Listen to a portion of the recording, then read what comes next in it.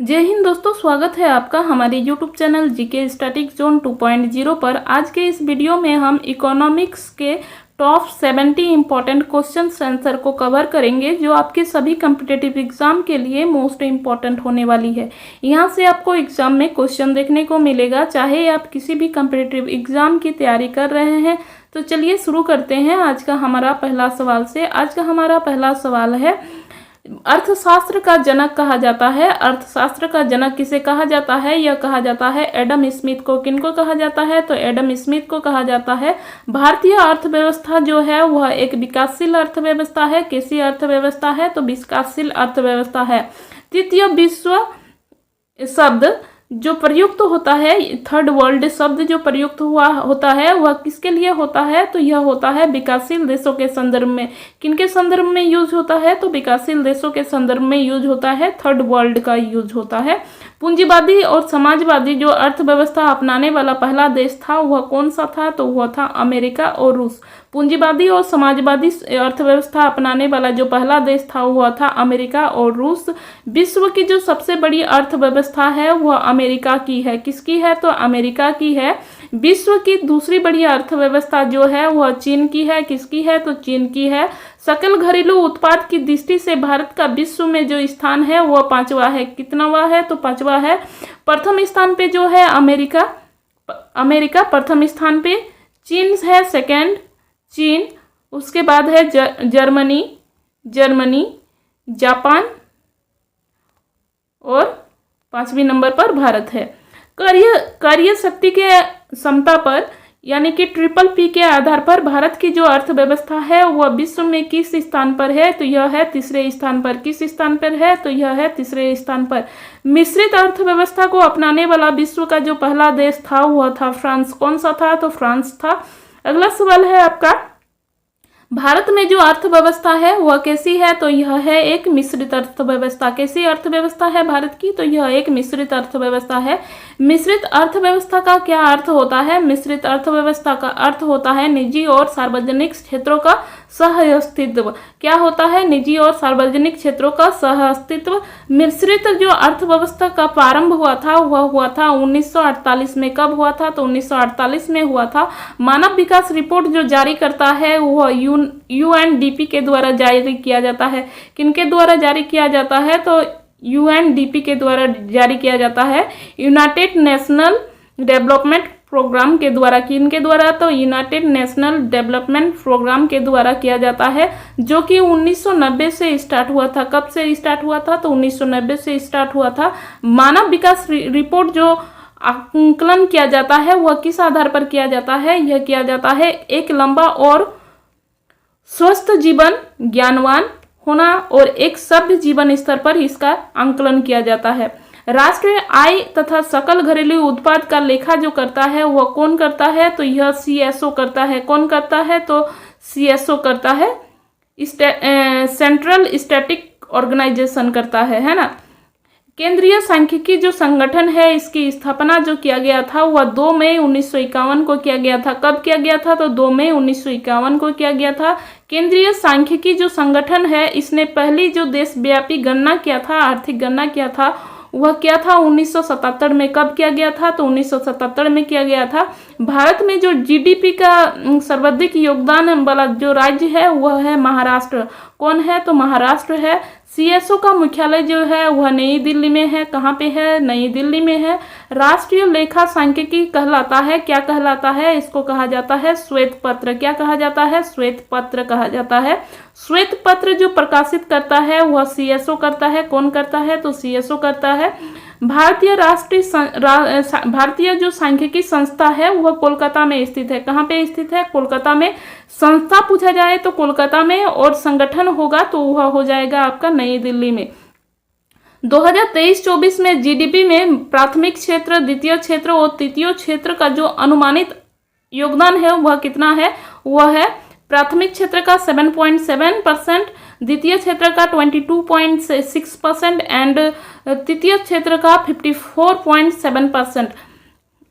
राष्ट्रीय आय में सर्वाधिक जो योगदान है वह तृतीय क्षेत्र यानी कि सेवा क्षेत्र का है।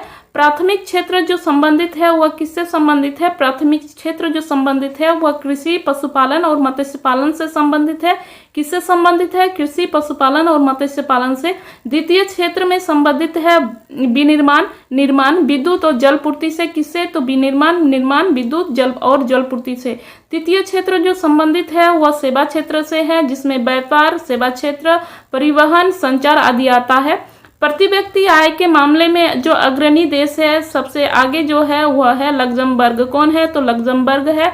आर्थिक जो सर्वेक्षण 2023-24 में कहा गया था कि क्या कहा गया था कि जो सबसे बड़ा जो व्यवधान होगा काम में वह कौन सा कारक होगा? तो वह होगा आर्टिफिशियल इंटेलिजेंस, AI होगा, है ना। भारत में सर्वाधिक और न्यूनतम प्रति व्यक्ति आय वाला जो राज्य है वह कौन सा है? सर्वाधिक जो है वह गोवा है और न्यूनतम जो है वह है बिहार। भारत में सर्वाधिक प्रति व्यक्ति आय वाला केंद्र जो शासित है राज्य है वह है दिल्ली। कौन सा है? तो दिल्ली है। भारत में गरीबी का जो मापक किया जाता है, गरीबी का मापन जो किया जाता है वह किस आधार पर किया जाता है? यह किया जाता है न्यूनतम कैलोरी उपभोग के मौद्रिक मान पर। किस पर? तो न्यूनतम कैलोरी उपभोग के मौद्रिक मान पर। ग्रामीण और शहरी क्षेत्रों में एक व्यक्ति के प्रतिदिन के भोजन में जो होना चाहिए वह कितना कैलोरी होना चाहिए? ग्रामीण क्षेत्र के लिए 2400 कैलोरी और शहरी क्षेत्र के लिए 2100 कैलोरी। कितना? तो 2100 कैलोरी शहरी क्षेत्र के लिए। भारत में गरीबी का जो आंकलन किया जाता है वह किया जाता है लकड़ वाला फॉर्मूला के आधार पर। किस आधार पर किया जाता है? तो लकड़ वाला फॉर्मूला के आधार पर किया जाता है। लकड़ वाला जो फॉर्मूला को स्वीकृति प्रदान किया गया था वह किया गया था 11 मार्च 1997 को, जो किया गया था योजना आयोग द्वारा किया गया था। किनके द्वारा किया गया था? तो योजना आयोग के द्वारा किया गया था। और कब किया गया था? तो 11 मार्च 1997 के किया गया था। अंत्योदय जो कार्यक्रम होता है उसका क्या उद्देश्य होता है? उसका उद्देश्य होता है गरीबों में सबसे जो गरीब होता है उसका सहायता करना। क्या होता है? तो गरीबों में सबसे जो गरीब होता है उसकी सहायता करना होता है। अंत्योदय जो कार्यक्रम का सर्वप्रथम प्रारंभ किया गया था यह राजस्थान में किया गया था। कहाँ किया गया था? तो राजस्थान में किया गया था। भारत में जो बेरोजगारी संबंधित आंकड़े तैयार किया जाता है वह किनके द्वारा किया जाता है? यह किया जाता है NSSO के द्वारा, राष्ट्रीय प्रतिदर्श सर्वेक्षण द्वारा किया जाता है। किनके द्वारा? तो राष्ट्रीय प्रतिदर्श सर्वेक्षण के द्वारा किया जाता है। भारत में कृषि क्षेत्र में पाई जाने वाली जो बेरोजगारी होती है वह होती है अदृश्य या प्रच्छन्न बेरोजगारी। कौन सी बेरोजगारी देखने को मिलती है? तो प्रच्छन्न या अदृश्य बेरोजगारी। व्यापार चक्र की मंदी के समय उत्पन्न जो बेरोजगारी होती है उसको क्या कहा जाता है? उसको कहा जाता है चक्रीय बेरोजगारी। क्या कहा जाता है? तो चक्रीय बेरोजगारी कहा जाता है। भारत में बेरोजगारी जो होती है उसका स्वरूप क्या है? तो उसका स्वरूप है संरचनात्मक। कैसी है? तो संरचनात्मक है। ग्रामीण क्षेत्रों में जो पाई जाने वाली बेरोजगारी होती है वो कौन सी बेरोजगारी होती है? तो यह होती है मौसमी बेरोजगारी, जो कि किसी क्षेत्र से संबंधित है। वित्तीय वर्ष की जो अवधि होती है वह कब होती है? तो वित्तीय वर्ष की अवधि होती है 1 अप्रैल से 31 मार्च। कब होती है? तो 1 अप्रैल से 31 मार्च तक होती है वित्तीय वर्ष की अवधि। प्रथम जो वित्त आयोग का गठन किया गया था वह 1951 को किया गया था। कब किया गया था? तो 1951 को किया गया था। वित्त आयोग का गठन जो होता है वह राष्ट्रपति द्वारा होता है और संविधान के अनुच्छेद 280 के तहत होता है। किनके तहत होता है? संविधान के अनुच्छेद 280 के तहत होता है। वित्त आयोग के जो प्रथम अध्यक्ष थे वह थे केसी नियोगी। कौन थे? तो केसी नियोगी थे। प्रथम अध्यक्ष कौन थे? केसी नियोगी।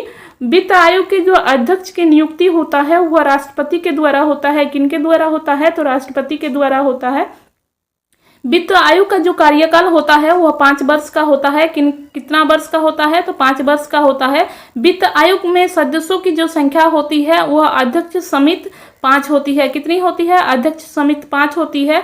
अब तक गठित जो वित्त आयोगों की संख्या है वह कितनी है? तो वह है 16। कितनी है? 16 है। 16वें जो वित्त आयोग है वह है अरविंद पनगड़िया। कौन है? तो अरविंद पनगड़िया है।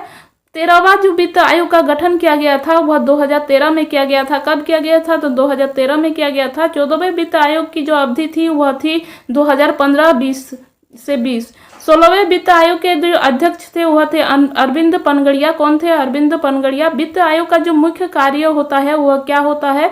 वित्त आयोग का जो मुख्य कार्य होता है वह होता है केंद्र और राज्यों के बीच राजस्व का बंटवारा करना। क्या होता है? केंद्र और राज्य के बीच राजस्व का बंटवारा करना। छठे जो वेतन आयोग थे उनके अध्यक्ष कौन थे? उनके अध्यक्ष थे BN कृष्णा। कौन थे? तो BN कृष्णा थे। योजना आयोग का जो गठन किया गया था वह किया गया था 15 मार्च 1950 को, जो कि नियोगी समिति के सिफारिश पर किया गया था। किनके सिफारिश पर किया गया था? तो यह किया गया था नियोगी समिति के सिफारिश पर किया गया था 1946 में। योजना आयोग का जो प्रस्ताव दिया था वह दिया गया था जॉन मथाई के द्वारा। किनके द्वारा दिया गया था? तो जॉन मथाई के द्वारा दिया गया था। योजना आयोग जो संस्था थी वह कैसी थी? तो यह परामर्शदात्री और गैर संवैधानिक संस्था थी। योजना आयोग का अध्यक्ष कौन होता है? योजना आयोग का अध्यक्ष होता है प्रधानमंत्री। कौन होता है? तो प्रधानमंत्री होता है।